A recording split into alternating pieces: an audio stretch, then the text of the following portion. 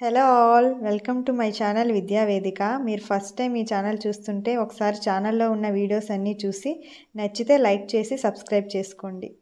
ఒకసారి ప్రీవియస్ టెట్లో అడిగిన క్వశ్చన్స్ చూద్దాం. కామా అనగా ఏంటి అని. కామ అంటే స్వల్ప విరామము. So option 2 correct answer.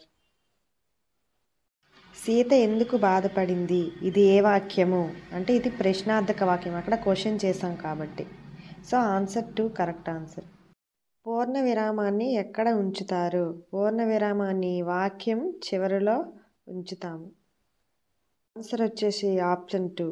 Next question వచ్చేసి వాక్యాంత బిందువుని ఏమంటారు? పూర్ణ విరామం అంటారు. Option 2 correct. క్రింది వానిలో స్వల్ప విరామ చిహ్నం ఏది అంటే కామ, సెకండ్ ఆప్షన్. మనం 2 నామవాచకాలు వచ్చాయనుకోండి, వరుసగా మధ్యలో కామ పెడతాం. అలాగే 2 విశేషణాలు ఎరుపు, తెలుపు, నలుపు మొదలైనవి చెప్పినప్పుడు మధ్యలో కామ పెడతాం. అంటే ఎక్కడైతే స్వల్ప విరామం ఇచ్చి చదవాలో అక్కడ కామ పెడతాం.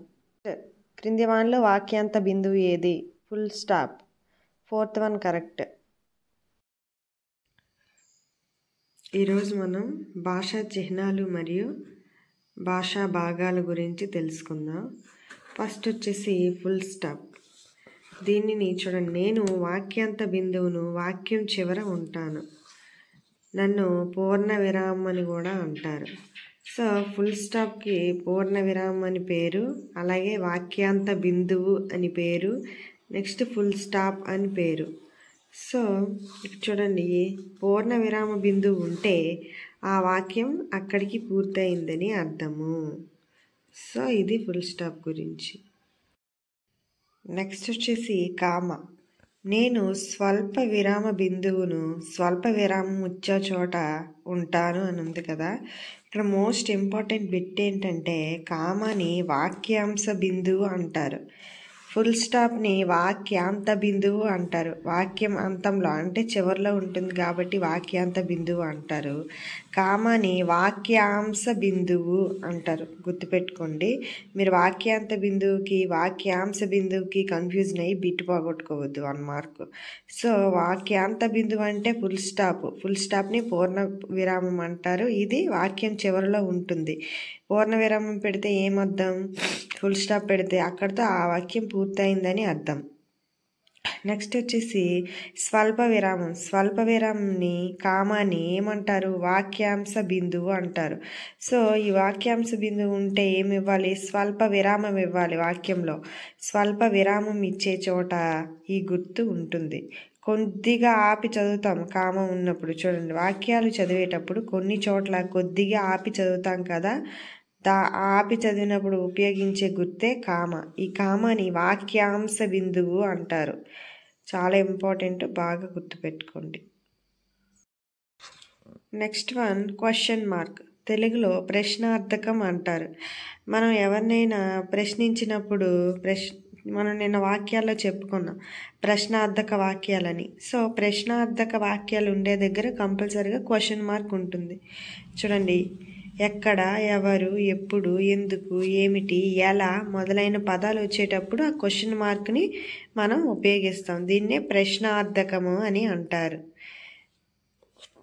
నెక్స్ట్ వన్ చూడండి, ఆశ్చర్యార్థకం.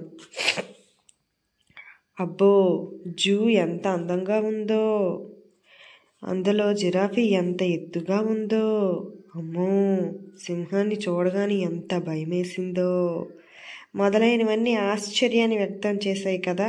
సో ఆశ్చర్యాన్ని వ్యక్తం చేసినప్పుడు మనం ఆశ్చర్యార్థకం అనే సింబల్ని ఉపయోగిస్తాం. దీనిని ఆశ్చర్యార్థకము అంటారు. నెక్స్ట్ గుర్తు వచ్చేసి కొటేషన్ మార్క్స్.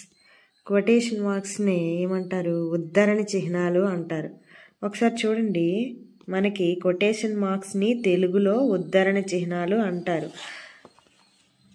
ఒక వ్యక్తి యథాతథంగా చెప్పిన మాటలు చెప్పడానికి అక్కడ కొటేషన్ మార్క్స్ని మనం ఉపయోగిస్తాం.